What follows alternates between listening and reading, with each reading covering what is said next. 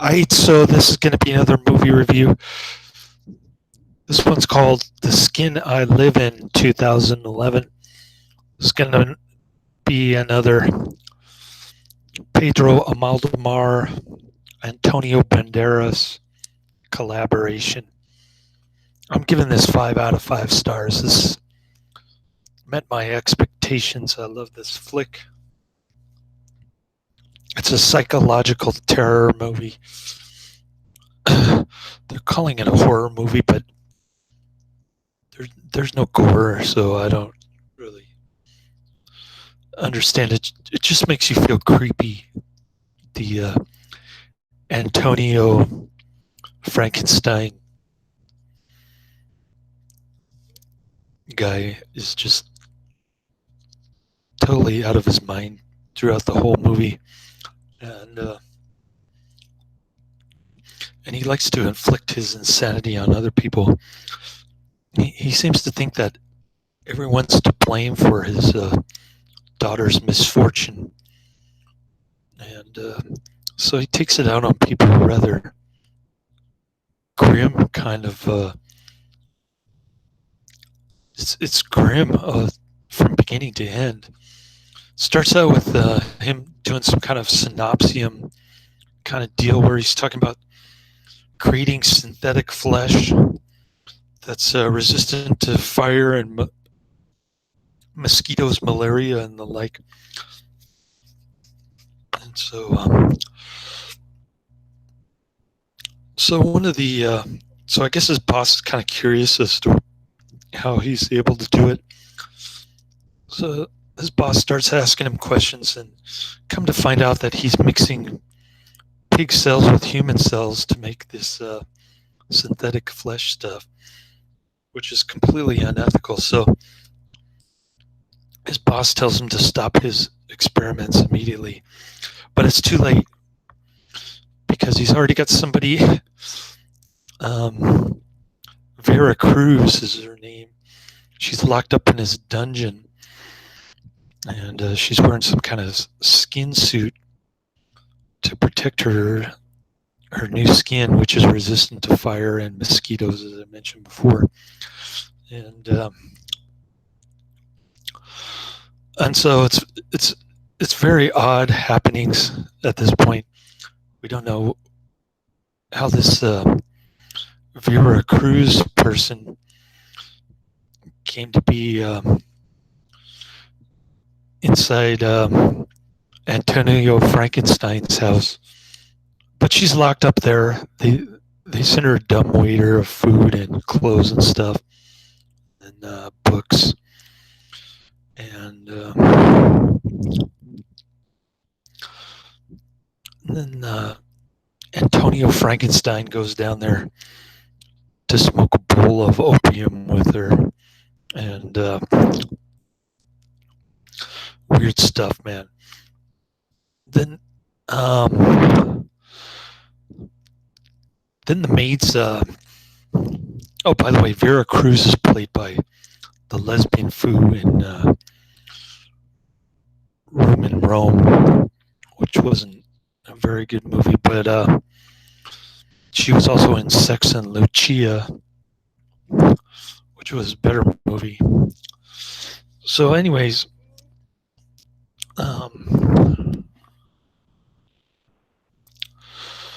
there's the maid lady, the main maid lady. She's Antonio Frankenstein's mother. Frankenstein's half brother dressed up like a tiger for carnival. I didn't even know they had carnival in Spain. I thought it was a Brazilian thing, but little did I know until now. And then so he goes up to the gate. He goes on the intercom thing, and he shows off the scar on his butt to prove that it is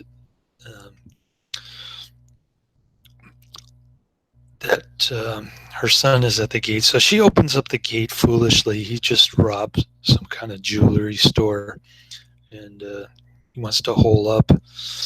in Frankenstein's castle for a few days. He wants Frankenstein to change his face like jailbait, and then he discovers Vera Cruz on the camera screen, because they got cameras set up in Vera Cruz's room so you can see in the kitchen what she's doing at all times, kind of a peeping Tom kind of thing. And then Antonio Frankenstein's got all the naked paintings to show that he's into skin and stuff. And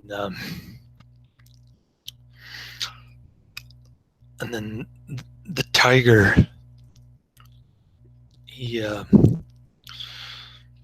ties up his mom. He makes her disclose the location of the key where the Vera Cruz room is locked.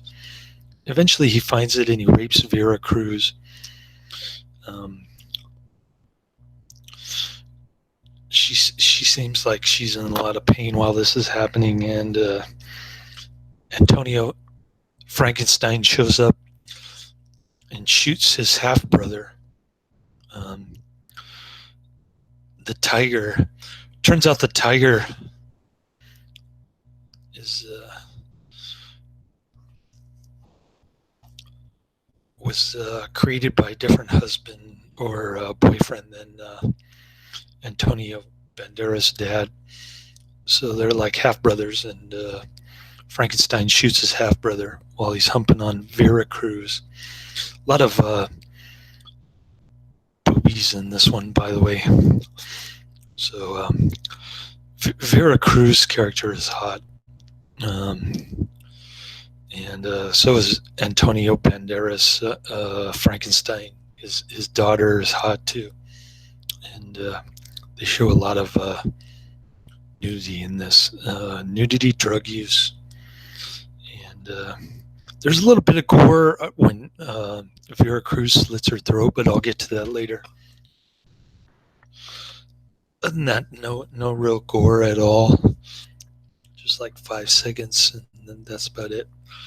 But you see a lot of creepy close-up shots of like medical equipment and stuff. It's like a David Cronenberg kind of film in that respect. But I know Pedro Almodóvar is trying to trace the steps of Alfred Hitchcock with a lot more debauchery mixed in. So Frankenstein buries his half-brother, says a prayer, and then oddly Vera Cruz is let go. She's just sitting there in campfire outside with Frankenstein's mom there, waiting for Frankenstein to return. And then Frankenstein starts having sex with Vera Cruz, which is odd, seeing as how he's been locking her up this whole time. But it turns out that there's a weird backstory behind it. I'll get to it later, but suddenly Frankenstein starts daydreaming about the party where his daughter got raped, and there's this guy. He works in like an address store that his mom owns, and he decides to do some drugs and go to a party where Antonio Banderas' daughter just happens to be, and so he rapes her, and she screams, and from that point on, she blames her.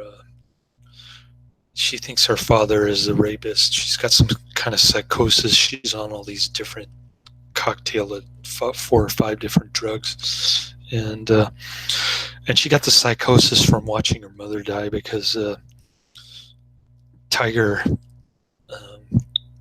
took away Frankenstein's wife, and they got in a car crash. His wife, whose name is Gal, Gal. She got hideously disfigured, and when she saw her reflection, when her daughter was singing, she opened the window and she saw her reflection, and she was so disgusted by her self-appearance that she jumped out the window in front of her daughter. So her daughter had that traumatic experience that gave her psychosis, turned her into a drug addict, and she ended up getting raped. Like I said, Frankenstein blamed it on the doctor because the doctor let her socialize a little bit in the outside world, outside the sanitarium, and so at that point it's kind of weird because we think everything happens from the perspective of Antonio Frankenstein, but the next flashback is, I'm thinking, okay, is Antonio Frankenstein like God? He can see events even when he's not there, because it's no longer from the flashbacks are no longer from his perspective anymore, and it didn't really make sense. It wasn't explained, but it seems like it's coming from his daughter's perspective, which doesn't make sense because she's dead. And so they kind of recreate the whole rape scene before Frankenstein arrives, and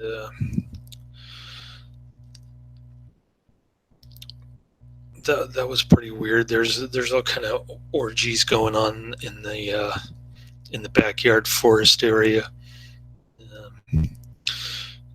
Weird stuff like menage a trois stuff, two guys and a gal.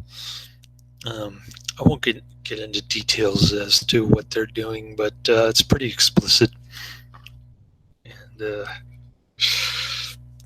yeah, this movie even made me cringe more than Salo did, which is hard to imagine because Salo is much more graphic movie than this. But there is a lot of kinky sex and weird synthetic flesh stuff. Creepy mad scientist dude. So it's got all the cool elements, I guess you could say. And so after this, Frankenstein hires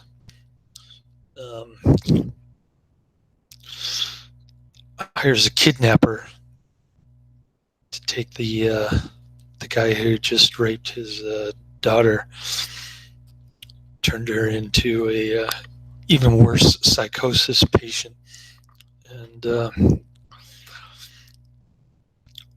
he starts like torturing the guy, spraying him with water. Then he gives him a vagioplasty, so like turned his penis into a stretched out vagina, which probably doesn't look too appealing, and they didn't show it in the movie, but it's basically a man with a vagina kind of thing. And then I guess Frankenstein has given him hormones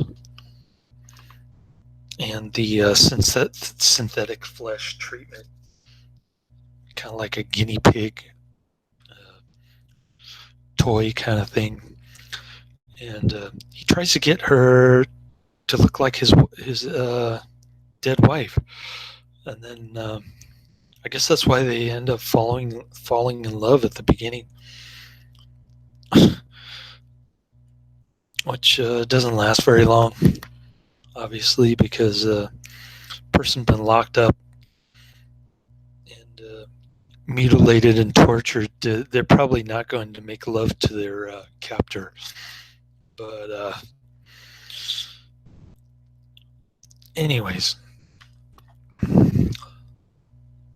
So we figure out how Vera Cruz came about. She's a transsexual, but she looks like a woman. Obviously, she's played by a woman actor. The aforementioned lesbian Fu, who was also in Sex and Lucia. Um, so she's hot. She's kind of short, and she's got really short hair, uh, kind of choppy. Um, and yeah, she's in that skin suit. It looks really provocative to me. Uh, Not to mention the kind of curvy breasts of the women in this movie, but I'm digressing. So they go back to the present, and it's all jumbled up like a um, Kill Bill kind of stuff, and then one of Frankenstein's assistants, Igor, accuses him of kidnapping and fraud and all this stuff. So Frankenstein pulls out a gun, but then Vera Cruz comes to the rescue. She's just walking around freely for no apparent reason.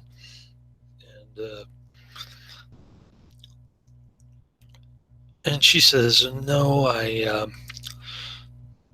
I'm the transsexual, and I'm here of my own free will." I don't know why she's putting this charade on for so long, but I guess she's waiting for the opportune moment to grab the gun, which comes when I guess she's complaining that her newly formed vagina isn't very is really tender from all the penises that have been inside it recently. So she goes downstairs to get some lubricant. She grabs the gun. She shoots Frankenstein and Frankenstein's mom. That's pretty much the movie. I mean, it's like I said, it's just grim, unsettling. It makes you want to squirm, and definitely my kind of flick. I was impressed by an art house director doing this kind of exploitation type movie. Something along the lines of Dr. X or some of the other movies, Adam H. Vampire, The Brain That Wouldn't Die, Eyes Without a Face. Those are the movies that come to mind when I'm thinking of this one. And so pretty cool stuff. Definitely original with the sexual ambiguity kind of mixed in there. But of course, Almodóvar is gay, so it kind of figures that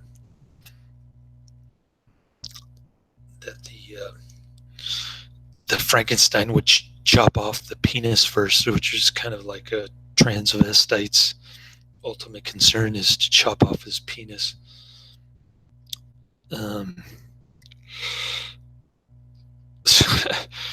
So there's that, and weird stuff, man. Definitely, I don't know. There's that kind of weird transsexualism element in it, but at the same time, it's kind of forced upon the guy. It wasn't like he wanted to become a woman. Now he's trapped inside a woman's body against his will, and it's kind of grim when you think about it. Like, yeah, I'm a lesbian trapped in a man's body, but I wouldn't want to have my genitals mutilated just for that. And this guy's just completely straight, and well, he's only interested in women. It seems like. So I don't know what he's gonna do. Become a lesbian. Anyways, kind of an ambiguous ending there.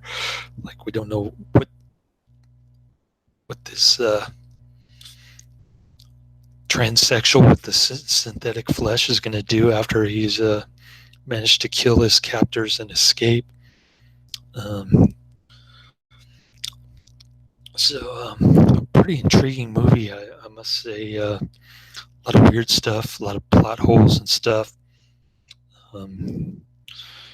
But overall, I thought it was a great movie. You just creeped the hell out of me, and highly recommended. Check it out. I'll post a trailer in the description box. You can also rent it on YouTube for $3.99, I think. But yeah, the link's there, so check it out. Highly recommended. Laters.